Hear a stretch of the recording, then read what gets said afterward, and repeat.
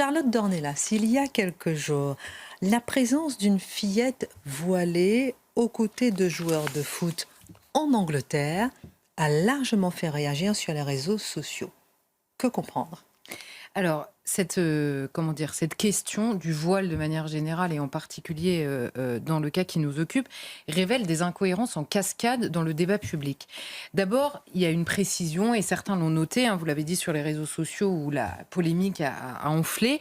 La rencontre se passait en Angleterre et certains ont dit: en Angleterre, c'est différent, le modèle est multiculturel, la laïcité n'existe pas. Il est vrai que le modèle est assumé multiculturel, il est vrai que la laïcité n'existe pas.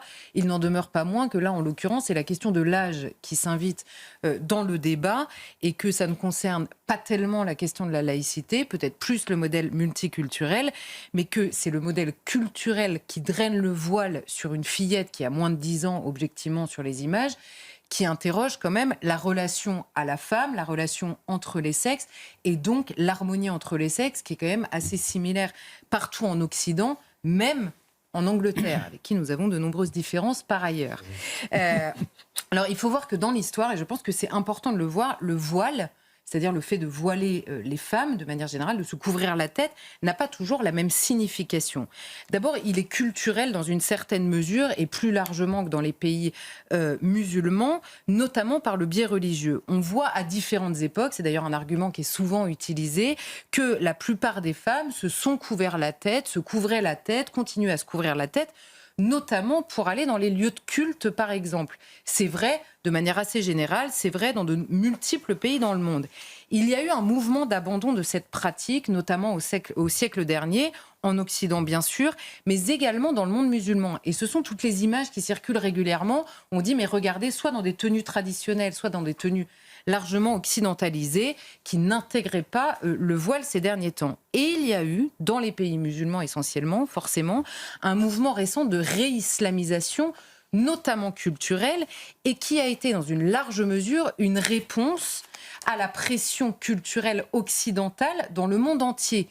Et également à la pression, on va dire, guerrière américaine dans beaucoup de pays, où on s'est dit, et d'ailleurs les chrétiens le connaissent par cœur dans ces pays-là, ils en font les frais assez régulièrement, comme le monde est vu avec un prisme religieux, les Américains, quand ils vont par exemple en Irak, ce sont des croisés, des chrétiens qui viennent en Irak.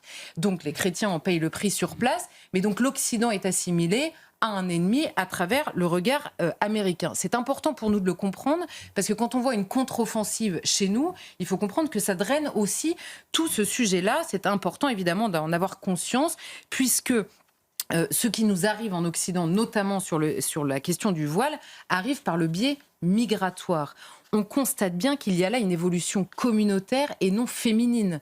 Ce ne sont pas les femmes d'un pays qui disent désormais on a envie de se couvrir la tête. Non, c'est une évolution communautaire, donc potentiellement qui peut fracturer évidemment un pays sur le terrain culturel, bien au-delà de la question des choix individuels de tel ou tel.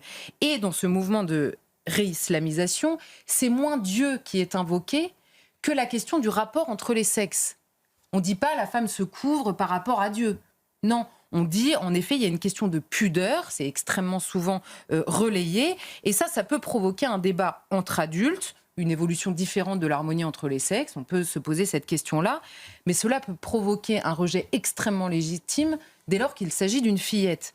Parce que la question sous-jacente, étant donné que ce sujet revient sur le terrain de l'harmonie entre les sexes, c'est quelle éducation reçoivent exactement les hommes qui ont besoin de voiler une fillette pour détourner leur regard.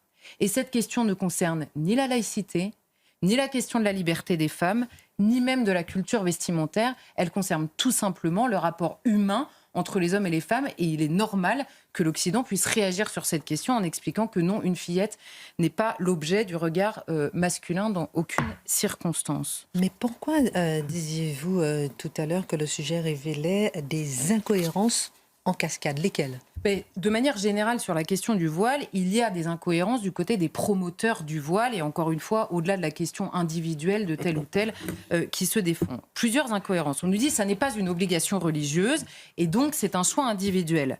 Alors, la réponse est simple, il n'y a absolument rien d'islamophobe à discuter de sa pertinence dans un pays comme la France, qui n'a pas de tradition culturelle islamique par la force des choses. Donc, si ça n'est pas une obligation religieuse, nous pouvons en discuter sereinement. Et on nous dit, oui, mais c'est la liberté de chacune. donc sur la question des droits individuels. Mais comment expliquer dès lors qu'une femme qui choisit elle-même de retirer son voile, souvenez-vous de la scène quand Éric Zemmour avait demandé à une femme de retirer son voile pour prouver que c'était son choix, elle l'avait fait et elle s'était fait copieusement insulter pendant tous les jours qui avaient suivi. Donc là, il va falloir choisir. Soit c'est son choix absolument et donc elle peut choisir de le retirer, soit ça n'est pas son choix. Et que dire d'une fillette d'à peine 10 ans qui se retrouve à le porter, évidemment, publiquement. Et ensuite, on va nous dire, mais les parents sur cette fillette ont la liberté d'éduquer leurs enfants, notamment sur le terrain religieux. C'est absolument vrai. Mais ce serait donc bien un signe d'appartenance religieux, puisque les parents ont la liberté, en effet, d'enseigner, notamment sur le terrain religieux. Il faut comprendre une chose aussi, c'est que les injonctions vestimentaires religieuses sont nouvelles en France. Le catholicisme, on dit en permanence, la laïcité s'est arrangée avec le catholicisme. Il n'y a pas d'obligation vestimentaire, il y a très peu d'obligations, en effet, culturelles dans la manière de vivre, mais on va y revenir. Bref, les arguments des promoteurs du voile s'adaptent à chaque circonstance, sans cohérence, ce qui relève évidemment du militantisme. Mais cette incohérence, elle existe aussi du côté de la France, fortement secouée par ces débats. On nous dit le voile est un signe d'infériorité de la femme, ça révèle une manière de concevoir l'infériorité de la femme. C'est alors donc un terrain culturel, voire moral, qui doit être investi et non plus religieux. Et la règle commune sur l'infériorité refusée de la femme s'applique donc partout, non pas au nom de la laïcité, non pas à l'école. Parce que si la femme n'a pas le droit d'être inférieure dans un bureau de la préfecture et à l'école, mais partout ailleurs dans le pays, c'est quand même très original. Donc là, il y a une incohérence. On nous dit aussi, c'est un signe religieux, finalement, il n'a donc pas sa place à l'école. Mais donc, comment répondre à ceux qui expliquent que ça n'est qu'un ressort culturel? On l'a vu dans la bataille sur l'abaya. C'est une question de laïcité, nous répond-on. La religion doit être discrète et c'est pensé dans la laïcité à la française. Mais la laïcité s'est assez bien accommodée en France par l'inertie culturelle victorieuse, on va dire, de l'hystérie laïciste, et mon voisin me pardonnera. Mais la laïcité s'est assez bien accommodée ces dernières décennies de la présence de calvaires, des noms de saints qui sont accolés soit à nos rues, soit à nos villages, du poisson le vendredi dans les restaurants, c'est extrêmement culturel, ou des expressions religieuses. Quand on dit qu'un tel reste député pour son plat de lentilles, figurez-vous que ça vient de la Bible, le plat de lentilles en l'occurrence. Vous voyez, il y a beaucoup d'expressions qui relèvent la présence religieuse sur le terrain culturel. Bref, on refuse d'admettre que la question est très largement d'importation et que ce que nous refusons dans tous ces débats, que ce soit le halal à la cantine, la question du voile, c'est la conquête culturelle de l'espace commun. Nous n'avons pas l'habitude dans nos mœurs de vivre ainsi, et simplement parce que ces mœurs sont initialement étrangères au-delà de la question religieuse. Nous avons refusé l'assimilation et nous finissons par nous en plaindre quand nous ne sommes pas carrément naïfs. Naïf, justement, de quelle naïveté parlez-vous? Et que faut-il craindre de cette naïveté? Mais vous évoquiez tout à l'heure cette question de la visite, par exemple, d'une école dans une mosquée à Pontarlier. Et c'est une mosquée qui est affiliée directement en gros, au pouvoir turc, très directement. Et le rectorat de répondre, mais les élèves visitent de la même manière une église, c'est pour apprendre le terrain culturel. Oui, mais au-delà de la question de l'islamisme que je mets de côté, parce que je n'ai pas le temps là de développer la question de cette mosquée en particulier et de son lien avec la Turquie, la mosquée explique et dit oui, mais nous on est assez détachés du pouvoir turc, puisque c'est désormais obligatoire d'être rémunéré par exemple par une association française. Le seul lien qu'il y a, il est culturel. Et par exemple, on a vu dans cette mosquée, il y a un spectacle avec les enfants qui sont culturellement, on va dire, liés à cette mosquée, qui met en scène en effet une référence culturelle turque, c'est-à-dire une victoire ottomane sur la France. Ah oui, donc visite obligatoire les enfants pour voir ça. Comment voulez-vous que les enfants qui vont régulièrement dans cette mosquée, au-delà de la visite des enfants de cette école, les enfants qui sont français probablement, pour la plupart d'entre eux, nés en France, au moment d'enseigner leur histoire, au moment de recevoir leur histoire, c'est potentiellement, et entre autres, une victoire contre la France. Et on voudrait que la participation, que la visite, que l'apprentissage de la religion islamique, et pourquoi pas, c'est de l'ordre de la culture générale, j'ai aucun problème avec ça, mais si elle se fait à cet endroit-là, il y a une fracture culturelle qui est absolument évidente. Et c'est l'histoire que nous racontait Marc également, de l'Union européenne qui finance des recherches pour nous expliquer que le Coran a toujours fait partie de notre référentiel culturel, qu'il a même fondé, dans une certaine mesure, l'identité européenne.